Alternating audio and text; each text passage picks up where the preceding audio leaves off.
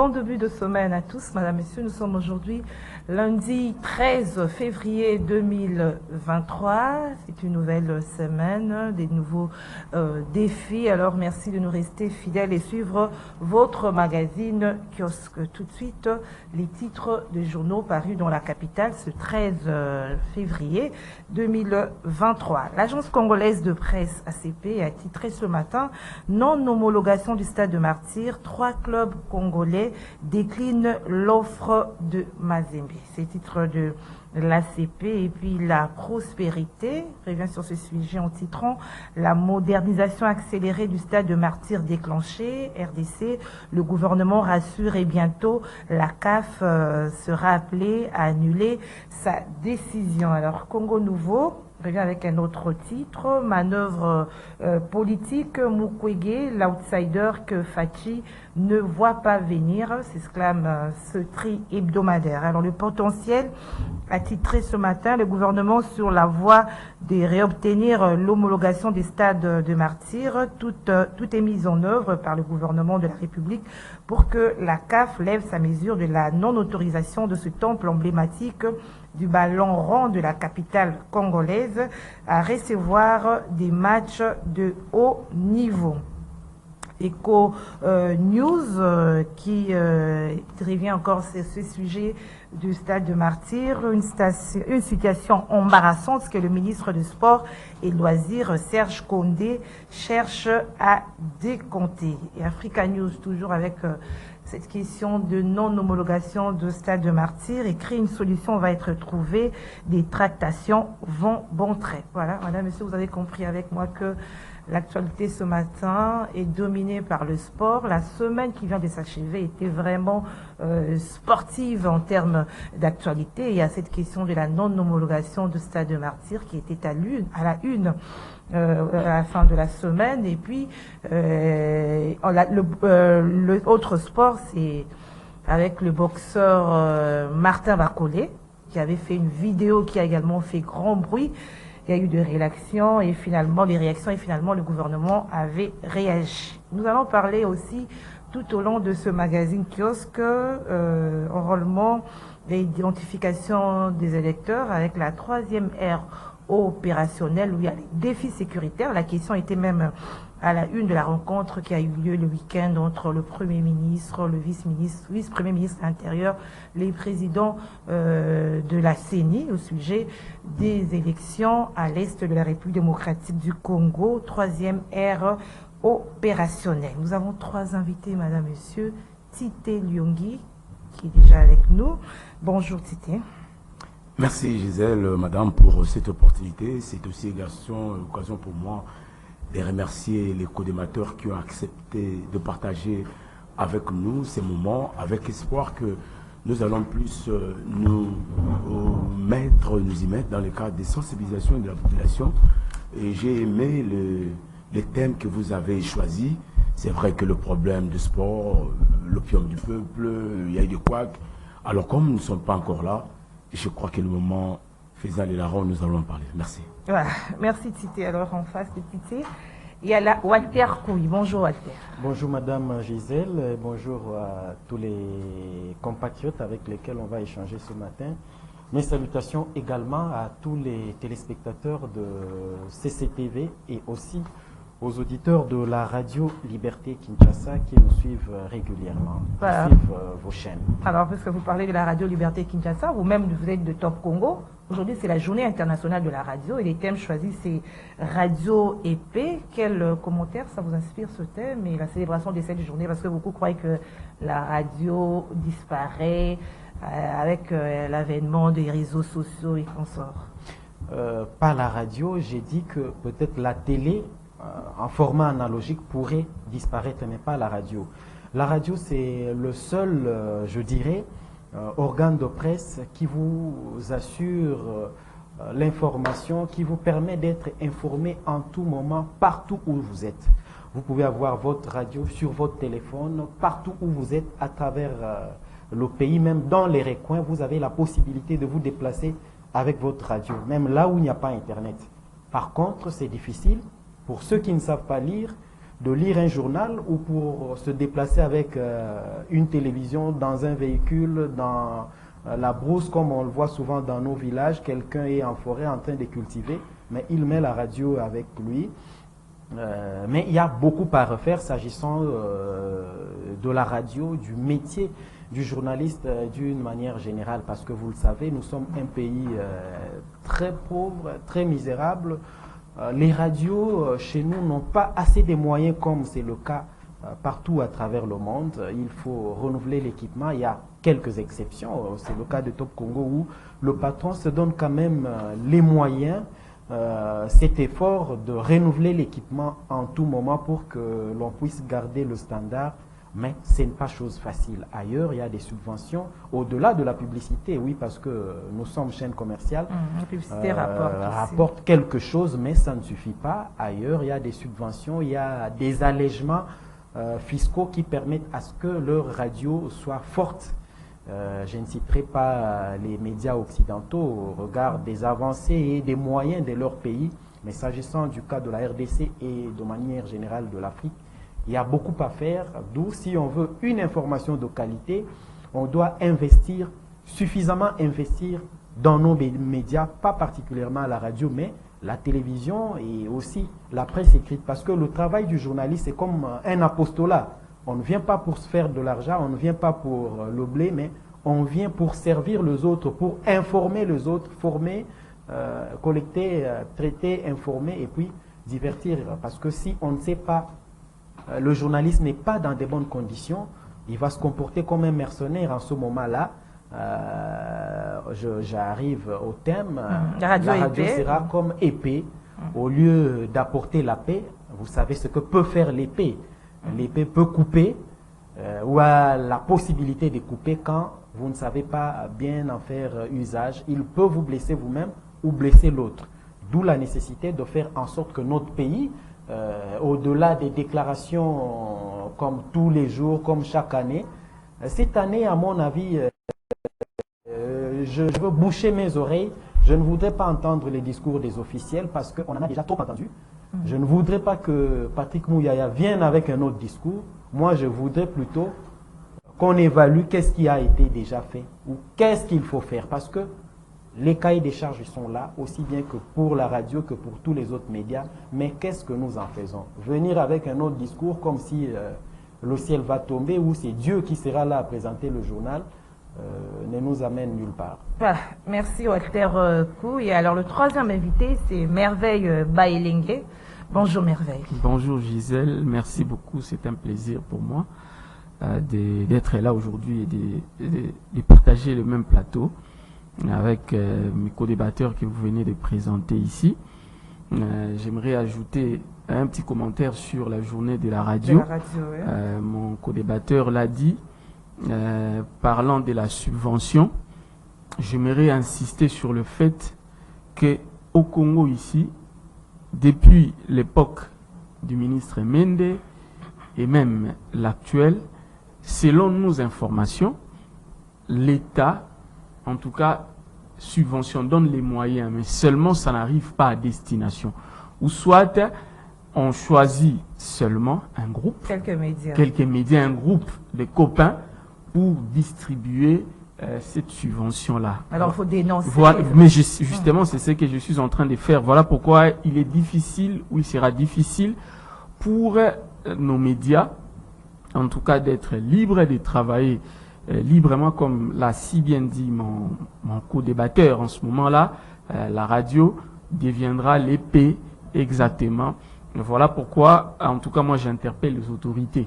Ça ne sert à rien des discours, comme il a si bien dit, hein, qu'ils essayent de s'auto-évaluer d'abord eux-mêmes et de faire en sorte que l'argent qui est destiné aux médias arrive, permettez-moi la tautologie, à destination, parce que sinon, nous allons continuer avec les mêmes choses. Vous le savez très bien, à part la radio Top Congo qui s'en sort un peu bien. J'ai bien dit pas bien. Non, aussi la radio Liberté Kinshasa. Hein, oui, oui.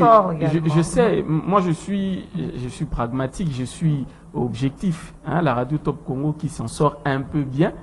un peu bien, nous avons la radio Okapi également, qui essaye de s'en sortir parce que vous le savez bien, que la radio Okapi est financée par les Nations Unies, mais les autres radios, notamment la radio Liberté et autres, ne s'en sortent pas parce qu'ils n'ont pas des moyens.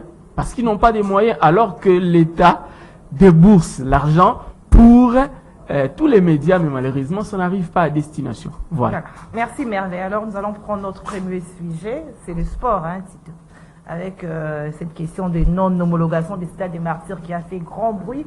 Et les journaux que nous venons de lire tout à l'heure rassurent par rapport à la détermination du ministère pour faire revenir les inspecteurs, inspecter encore une fois, afin qu'enfin ces stades soient homologués. Alors, au regard de cette situation que nous avons vécue toute la semaine, quels commentaires, quelle analyse vous faites?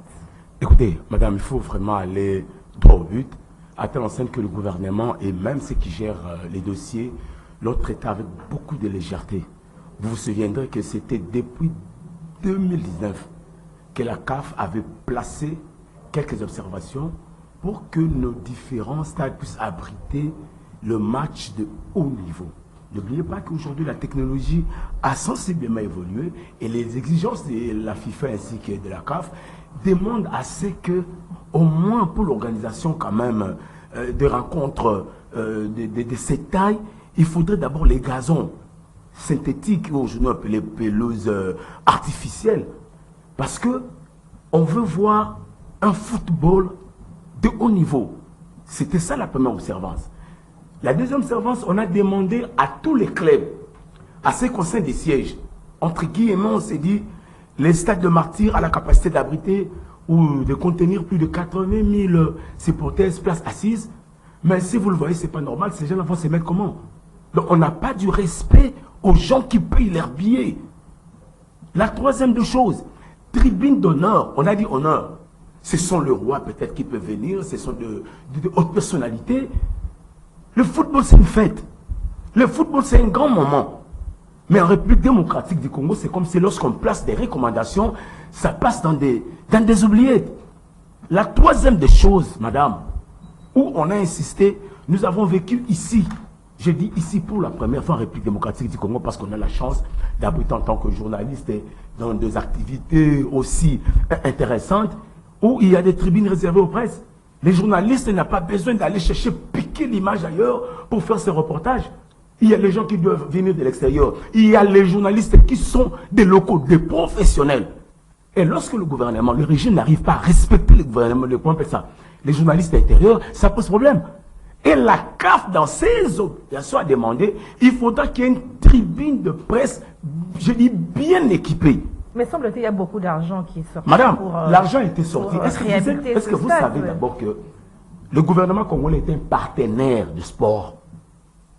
Et pour permettre au gouvernement congolais de mieux faire son travail, on a attribué au niveau de l'organe technique que vous appelez la FECOFA. C'est-à-dire, la FECOFA est entre, d'une part, le gouvernement et d'autre part, les instances qui organisent la discipline pour le cas d'espèce, le football. Partout dans le monde, l'actuel président des CAF, c'est un milliardaire.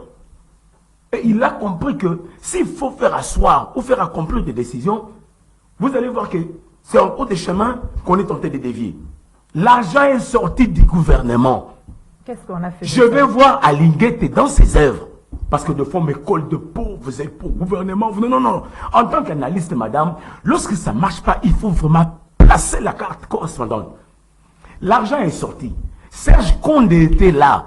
Qu'a-t-il fait de cet argent pour aujourd'hui nous promettre que non, on va consulter, on va introduire notre recours, notre requête? Je suis désolé.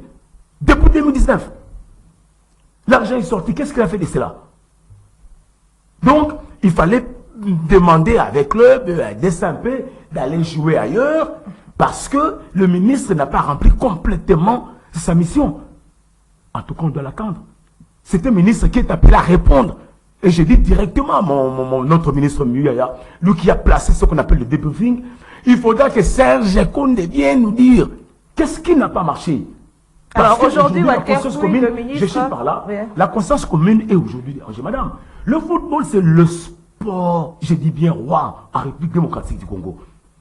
Et si vous voulez qu'aujourd'hui, le club comme V-Club, Imanaï consort, parce que dans les précédentes émissions, on a tenté d'écouler l'erreur ou la bavure au tout-puissant Mazembe faisant foi. C'est Moïse qui avait ça, il avait fait. Non. On a tout politique. Donc, ok. Donc, pour être honnête vis-à-vis de nous-mêmes, il y a des choses que j'insiste bien. Et on va continuer. On va demander à Patrick Mouyane de nous amener Serge Onde. Le briefing, les journalistes comme ils sont là, nous devons l'écouter et dire à la population pourquoi est-ce qu'ils n'ont pas pu réaliser l'esprit.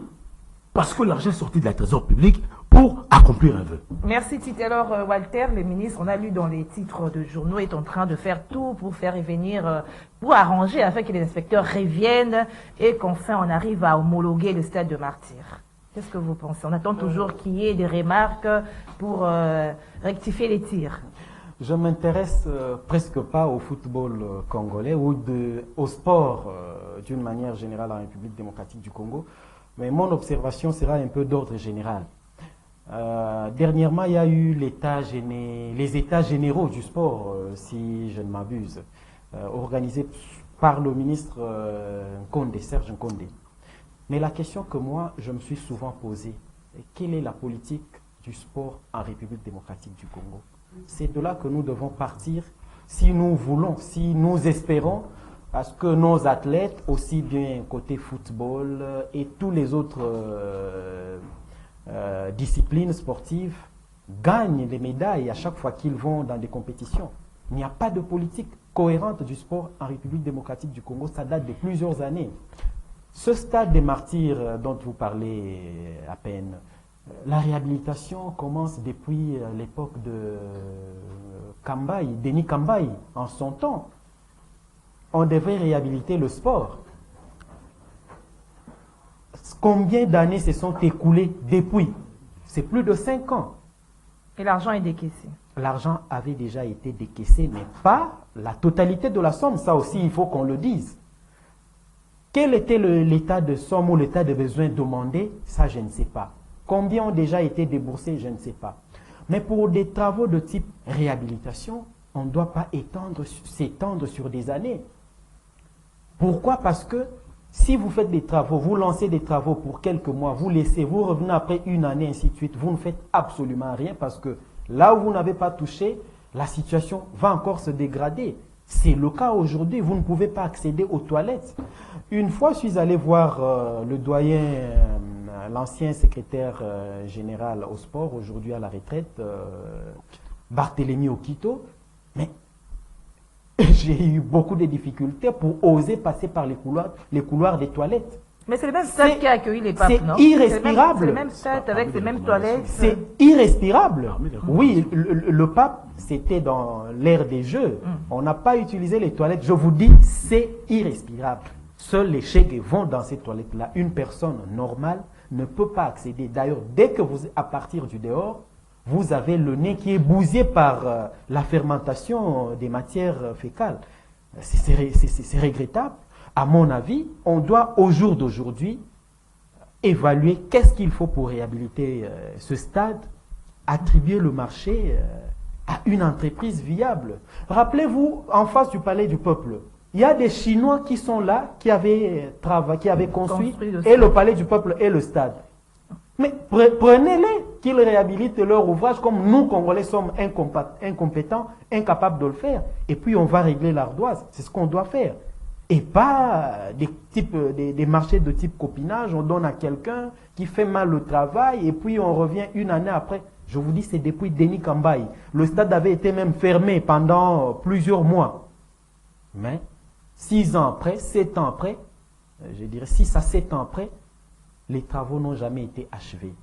À cette allure, moi je souhaite que ces inspecteurs-là soient encore très sévères parce que on doit, nous Congolais, on ne doit pas embarquer l'ensemble de l'Afrique dans nos aventures parce que on ne se prend pas au sérieux, nous ne sommes pas sérieux et si nous voulons le sérieux, si nous voulons avancer dans tous les domaines, il faut un minimum de sérieux, un minimum de discipline. Alors on parle de l'accélération des travaux, est-ce qu'il faut croire, il faut y croire que ça va aller et que ça sera en fait au moins. Madame, c'est du bluff. C'est du bluff. On va peindre sur des murs Les inspecteurs viendront évaluer, ils pourront peut-être homologuer. Une année après, rentrer au stade, ça va puer. Ça, je le sais. Ça s'est déjà passé, c'est plus d'une fois. Le stade du 20 mai, c'était le cas. Depuis qu'on a lancé les travaux, combien d'années se sont déjà écoulées? Est-ce qu'en 5 ans, on ne peut pas construire un stade? En 2 ans, 3 ans, on ne peut pas construire un stade? Mais réhabiliter, pourquoi ça prend du temps? C'est un manque de sérieux. Nous n'avons pas de politique de sport. Il faut une politique de sport pour espérer attirer les investisseurs et puis que nos athlètes prennent un peu de la valeur, de la hauteur pour que nos joueurs ne soient pas ces mendiants que nous observons comme le catcheur qui est en train de faire le buzz sur la toile. C'est regrettable malheureusement. Il réclame quelque chose, vous parlez du buzz. Non, à son niveau, c'est un champion mondial. Vous avez entendu Tony Yoka aller réclamer? Mais il veut quand même être honoré par son pays. Non. Est-ce qu'il se bat pour le pays? C'est un boxeur, c'est un sportif professionnel. C'est sa profession. Il ne le fait pas pour le pays. C'est le Congo qui gagne. Non. Le Congo gagne quoi? Que je pose la l'honneur, question. il est congolais, parce qu'il a même menacé d'échanger de nationalité. Ma grand-mère qui est au village, elle a gagne quoi? Rien. C'est l'honneur de quoi? Ou de qui? Un peu de sérieux, madame, si nous voulons que ce pays aille de l'avant. Est-ce que vous avez entendu Tony Yoka ou l'autre qui s'était battu contre l'autre champion, Ilunga Makabu, réclamer quoi que ce soit? Non, à un certain niveau, quand vous gagnez un tel combat, vous avez toutes les caméras du monde braquées sur vous. Prenez le moment, négociez avec les équipementiers, les sponsors. Vous allez bien vivre. C'est le cas de tous ces joueurs que vous voyez faire la pub des différents équipements. Ils devraient le faire. Moi, je l'ai vu habillé en Nike, en Adidas. C'était gratuit. C'est gratuit qu'il l'a fait. Non. À un certain niveau de compétition, il est au top. Il est au haut niveau. Il doit avoir une équipe autour de lui qui sait toquer là où il faut toquer, avoir des équipementiers autour de lui, des sponsors qui l'aident à avancer. Et pas tout le temps venir faire du chantage. À la limite, il fait du chantage. Mais il a quand même reçu $100 000, semble-t-il. Il en a une promesse. J'ai appris, mais ça, c'est encourager le mal. Parce qu'à chaque fois, il reviendra. Est-ce que c'était prévu dans le budget? C'est une autre question qu'il faut se poser. Est-ce que c'était prévu dans le budget du ministère, dans la rubrique prévue pour le ministère de Sport pour cette année 2023, qu'il faudra défalquer $100 000 pour le combat de Martin Bakole? Ce n'est pas prévu. À un certain niveau des compétitions, il y a la fédération du sport, il y a tout ce qui s'en va avec. Il faut un peu de sérieux pour qu'à chaque fois, qu'on ne voit pas les athlètes là, en train de pleurnicher. Surtout à ce niveau-là, c'est la honte, aussi bien pour lui-même que pour le pays. Alors, avec nous, Merveille, nous allons parler de ce club qui refuse d'aller compétir au stade tout-puissant Mazembe, qui a été homologué. Nous avons vu les 20 clubs qui refusent, qui dit qu'il sera en Angola, c'est ça. L'autre, Daring Club PT Mapembe, qui choisit Brazzaville, Lupopo. 20 clubs, Brazzaville. Ah, j'ai fait l'inverse. Oui. Hein, et Lupopo qui choisit la Zambie. Alors, quelle analyse vous faites? Non, mais est-ce qu'on politise tout parce que, mon co-débatteur en face l'a dit. Apparemment, la faute maintenant revient à Moïse Katumbi. C'est trop facile. C'est trop facile alors que le gouvernement, je bien dit le gouvernement parce que le ministre du Sport, c'est son secteur, c'est lui qui y est chargé de faire ce travail-là, ça veut dire de faire le suivi. Le gouvernement n'a pas réussi son pari parce que le stade de Martyrs, c'est d'abord le gouvernement congolais, ce n'est pas un stade privé. Le stade des Martyrs n'a pas été homologué. Le stade des Martyrs, en fait, c'est pour nos deux clubs quinois, DSMP et Mazembe, et V-Club. Voilà. Alors, rejeter la faute sur les TP Mazembe et Moïse Katumbi, ils ont coopéré. C'est très facile. Et le TP Mazembe a été souple parce qu'ils savaient que ça allait arriver. Ils ont fait un communiqué pour dire que nous offrons notre hospitalité à tous les clubs congolais. C'est inconcevable, c'est anormal de voir qu'un stade congolais soit homologué et que les pays et que les clubs du pays décident d'aller jouer à l'extérieur. Vous savez, avec V-Club, on peut comprendre, bon, Kinshasa, Lubumbashi, c'est des heures. Et Brazzaville, Kinshasa, Brazzaville, c'est juste à hein. côté. Mais regardez ce qu'a fait Saint-Éloi Lupopo. Ils ont décidé d'aller jouer en Zambie, alors que le stade TP Mazembe est juste à côté. Et j'ai même suivi ce matin une vidéo des supporters de Saint-Éloi Lupopo qui exprimaient leur mécontentement parce qu'ils ont perdu 3-0 en Zambie. Alors qu'ils avaient la possibilité de jouer sur le sol congolais, de permettre aux supporters d'entrer au stade. Ils ont fait pas, ça constitue une motivation. Et si vous suivez derrière toutes ces décisions, vous allez voir que l'SV Club est présidé par Bestine Kazadi, qui est conseillère du chef de l'État. Saint-Éloi Lupopo, c'est Jacques Kaboula. Il est gouverneur du Haut-Katanga. Tous, ils sont de l'Union sacrée. Et comme Moïse Katumbi est de l'opposition, pour eux, aller jouer au stade TP Mazembe, C'est encouragé. c'est non seulement encourager, mais c'est donner du poids à Moïse Katumbi. Alors que, vous savez, dans le sport, on est adversaire, mais on n'est pas ennemi. C'est pour ça qu'on parle du fair play. On ne peut pas refuser de jouer au stade TP Mazembe sous prétexte que Moïse Katumbi est de l'opposition. Il parle d'un cadeau empoisonné. Non, mais c'est grave. Il faut Ils ont suivre. peur par rapport à leur vie, par rapport à leur Peur pourquoi? ouais. Peur pourquoi, madame? Est-ce que c'est pour la première fois que l'SV Club joue à Lubumbashi, ou DSMP, ou Lupopo? Lorsque l'équipe nationale s'est produite, n'est-ce pas que nous jouons au stade TP Mazembe? Non, mais écoutez, ça prouve combien le pays est divisé, tout simplement. Et les Ça pays... touche aussi le sport. Mais écoutez, les ça prouve combien le pays est divisé et vous voulez qu'on nous prenne au sérieux, hein, auprès des pays voisins. C'est difficile, madame, c'est difficile. Voilà pourquoi, vous savez, l'IGF doit inspecter, je suis tout à fait d'accord, l'IGF doit mener des enquêtes, et puisque l'argent a été déboursé, parce que je sais que chaque ministre qui est passé par les sports a déboursé de l'argent pour la réhabilitation de ce stade. Mais malheureusement, nous avons toujours le même résultat parce qu'il faut voir les toilettes. Il l'a dit, il faut voir les toilettes. Hein?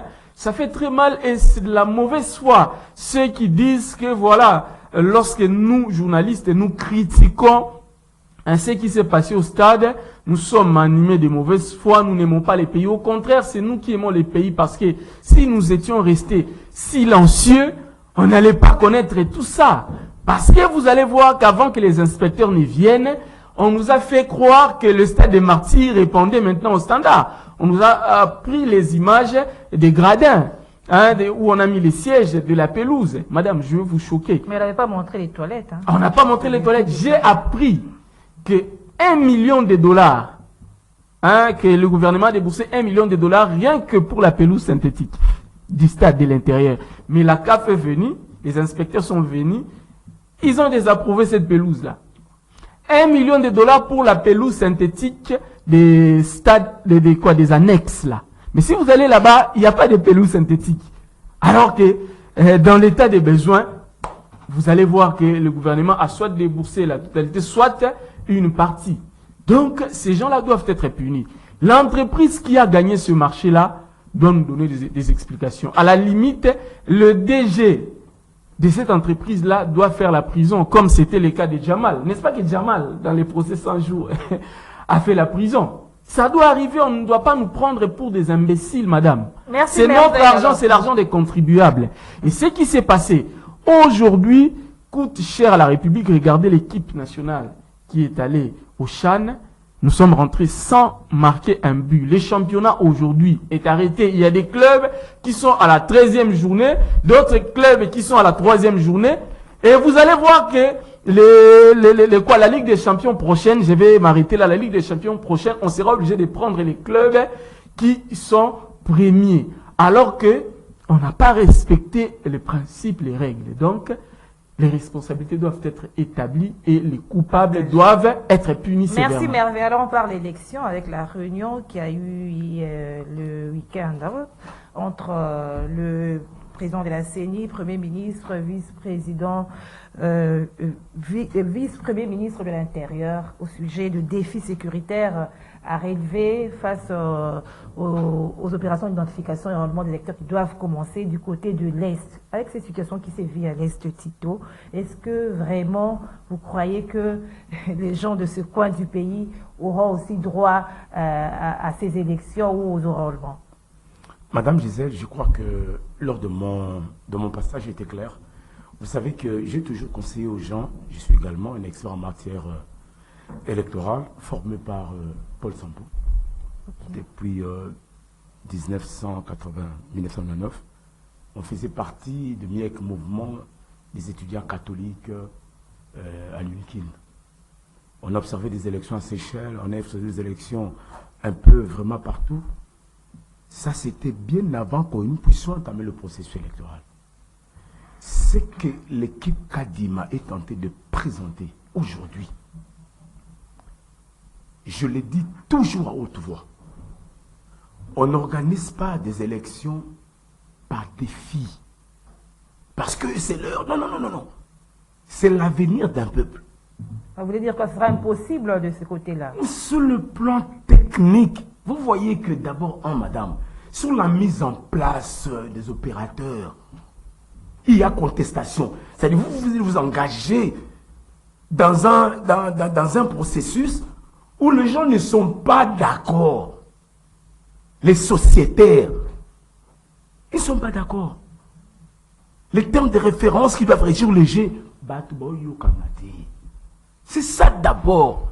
Donc, on commence déjà avec la protestation, la contestation. La deuxième des choses, bientôt on va terminer avec l'ère, première ère que vous avez appelée zone ouest, Kinshasa et consorts. Une grande école à Lingwala comme Epemouchi regarde des zones stratégiques où la population est appelée à venir se faire enrôler. Les jeunes à l'âge de voter Kalufungula, ils sont avec vous. Kalufungula, c'est toute une commune. Hein? Parce que j'ai l'impression, lorsque les gens sont en train de travailler sur les zones d'intervention, on oublie la capacité ou l'équipement dont Kalufungula regorge en termes de personnes. Vous êtes sur Lingwala, même si aujourd'hui on peut dire que la commune de Lingwala fait partie de petites communes de la ville de Kinshasa. Vous savez, dans des maisons, rien que chambre-salon, il y a plus de 5, 7 à 10 personnes qui sortent. La troisième des choses, dans ces sites, on place, je dis, 2 machines. Nous sommes à l'Est. 2 machines. Les défis. Donc vous voyez que par rapport aux défis, c'est comme si on ne veut pas être sérieux. Je pèse bien mes mots. Kadima, il a eu la chance de nous former d'un mois. C'est la première personne qui m'a amené à Pretoria, dans le cadre d'Institut électoral d'Afrique australe. Mais je ne le retrouve pas. Je ne comprends rien. C'est le même Kadima qui a placé toutes ces théories. À l'époque, malheureusement, on était en difficulté. Kadima a apporté des speeches qu'on n'a jamais vus en République démocratique du Congo. Gestion des conflits électoraux extrajudiciaires. Donc, il crée une unité qui accompagne le processus. Au-delà de ça, Kadima avait déjà à son temps proposé, j'insiste bien, des élections électroniques. Pour maintenant revenir à votre préoccupation. Très vite, ça va. Je vous préviens déjà.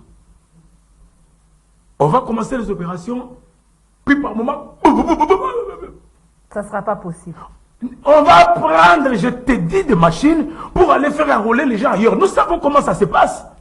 Parce que si aujourd'hui vous me dites de citer les noms de communautés, ah non, même toi aussi, Tité, vous êtes contre des communautés. Vous voulez dire quoi, Tité? Il faudra aller aux élections sans cette partie. Je veux que le peuple dialogue. Et c'est ça la réalité. Nous ne sommes pas prêts. Il n'y a pas d'argent. Madame, les gens n'ont pas la confiance de l'arbitre. En droit, on peut récuser. Je pèse mieux mes mots sur le plan juridique. On peut récuser un juge, on peut récuser un arbitre. C'est-à-dire, une partie prenante a le pouvoir de refuser. Merci, Et déjà en amont, madame, alors, je chute, pardon, en 2 minutes.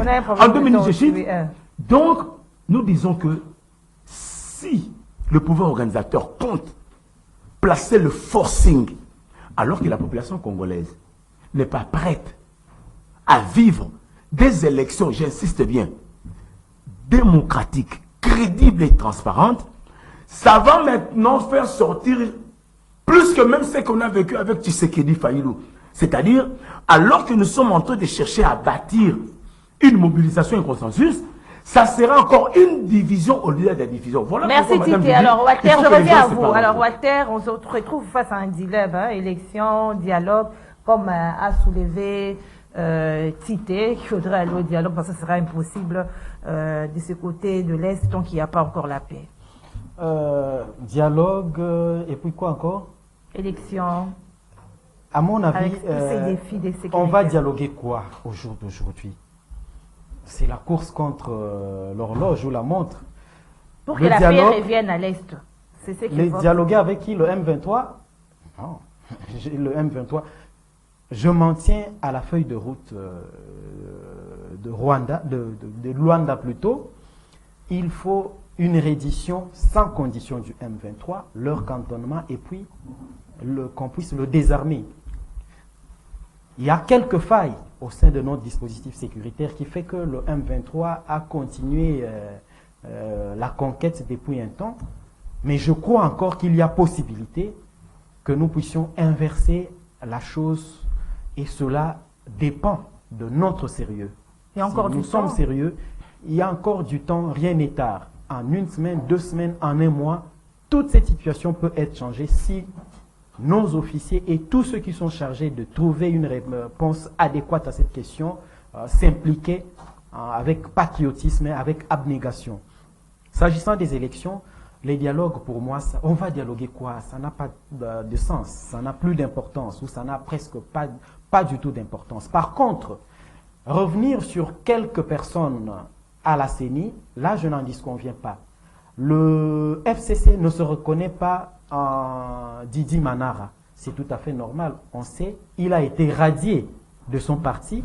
Quelques jours après, l'Assemblée nationale, majoritairement Union Sacrée, l'a désigné comme représentant de l'opposition qui pourtant avait boycotté, l'avait d'abord radié avant de boycotter la séance. Je me rappelle à une certaine époque, si pas le MLC, il y a aussi une partie composante qui avait changé son mandataire à la CENI. C'était l'UDPS, hein? Non, pas l'UDPS. L'UDPS ne reconnaissait, parce que l'ancienne loi disait que ce sont les forces en présence au Parlement, disons à l'Assemblée nationale, qui vont désigner. Or, l'UDPS avait retiré ses députés de l'Assemblée nationale, ce qui fait que Kalamba, quand cela est arrivé, Kalamba avait refusé. Je crois que si c'est pas ça doit être le MLC, avec madame, le nom m'échappe, mais ça doit être le MLC qui avait retiré, trouvant que la personne qui était là n'était plus la bonne, et elle faisait allégeance au FCC ou à la MP de l'époque. Si le FCC campe sur cette position, moi je trouve que ça revient à l'Union Sacrée de faciliter cette tâche, parce que à mon avis, le président de la République... On va pas revenir en arrière et... Ça ne va pas changer. Comme en son temps, l'une des composantes avait retiré son candidat, ça n'avait pas changé. Kadima et les autres vont continuer parce que ce n'est pas la moitié de l'équipe qui va partir. On va changer Didi Manara pour le compte du FCC et je crois celui de Ensemble pour la République qui avait été aussi chassé, Monsieur Paul Moïndo Vaumawa. Donc ils sont toi qu'il faut changer. Donc ils ne sont pas majoritaires. Ça ne va presque pas changer. Parce que le gros du travail, c'est l'administration. Donc c'est le secrétariat exécutif de la CENI et pas le bureau qui fait le travail. Raison pour laquelle je pense que qu'il faille qu'on puisse voir comment faire pour que ce processus soit le plus crédible possible. Pour que demain, qu'on ne dise pas que Tshisekedi a gagné ou tel a gagné parce que les représentants qui étaient là, c'était des gens corrompus ou servis à la cuillère. Voilà, alors merveille. Est-ce que, au regard de cette réunion qui a eu lieu par rapport aux défis sécuritaires, est-ce que cette partie, il y aura vraiment élection dans cette partie? Écoutez, j'aimerais d'abord analyser la situation un peu générale. D'abord, le chiffre qu'on a donné, on nous parle de 12 millions déjà enrôlés. si je me trompe. 12 millions déjà enrôlés sur 18 millions. Je vous dis, madame, ça c'est bluffé, c'est moqué de nous. Écoutez, on a tous vu comment les machines posaient problème. Il a cité 2 machines dans la commune de Lingwala alors qu'il y a autant de personnes. Si vous allez presque dans toutes les communes, vous allez voir que les machines tombent en panne, il n'y a pas d'électricité, les gens se battent dans les bureaux parce que le temps n'est pas respecté. J'ai même vu les gens s'enrôler sous les arbres dans une province. Les images ont circulé. Alors, on nous parle de 12 millions. Déjà, ça pose problème. Il se pose un problème de confiance, madame. Vous allez voir que le PPRD, par exemple, a refusé de s'enrôler. Déjà, le PPRD, c'est une force politique. De l'autre côté, vous allez voir que ensemble, bien qu'ils sont allés s'enrôler, mais ils sont en train de dénoncer des magouilles pendant le processus. Vous allez voir d'autres partis politiques de l'opposition réclamer la même chose. Et vous voulez que nous allions aux élections comme ça, et à la fin, qu'on proclame, je donne un exemple, entre guillemets, le président actuel, parce qu'il sera candidat, il a dit, comme président de la République, vous pensez que les gens vont accepter facilement. En fait, c'est Denis Kadima qui ne facilite pas la tâche à la République. J'ai bien dit. Le problème ici, c'est Denis Kadima. Parce que même de la sécurité à l'Est. le problème. Non, je ne parle pas d'abord de la sécurité à l'Est. Je parle de la CENI. Le problème de la CENI maintenant là, permettez que je termine, c'est Denis Kadima. Parce que Denis Kadima, quelqu'un a parlé des défis. Il organise les choses par défis. Denis Kadima a en fait un langage qui ressemble à peu près au langage de Ngoï Mulunda à l'époque de Tshisekedi le Père. Où j'avais vu Tshisekedi le Père avait dit au Roulela na Munoramboka, lui aussi a dit à Tshisekedi le Père, c'est à peu près ce que fait Denis Kadima aujourd'hui, alors qu'il ne sait pas que quand on est président de la CENI, on doit rassurer toutes les parties. Or, lui, il ne fait pas ça, et vous voulez qu'à la fin, que nous ayons des bonnes élections qui n'aient pas à contestation, madame. Non, on doit d'abord commencer par arranger. Moi, je suis pour qu'on puisse revoir l'équipe de la CENI avant que nous n'allions aux élections, et même revoir le président de la CENI. Changer le président de la CENI, trouver un président qui va en fait rassembler tout le monde pour aller aux élections. Quant à l'aspect sécuritaire à l'Est, le Premier ministre a dit, j'ai vu le Premier ministre et les VPM de l'Intérieur, ils ont dit qu'ils ont garanti la sécurité à l'équipe de la CENI.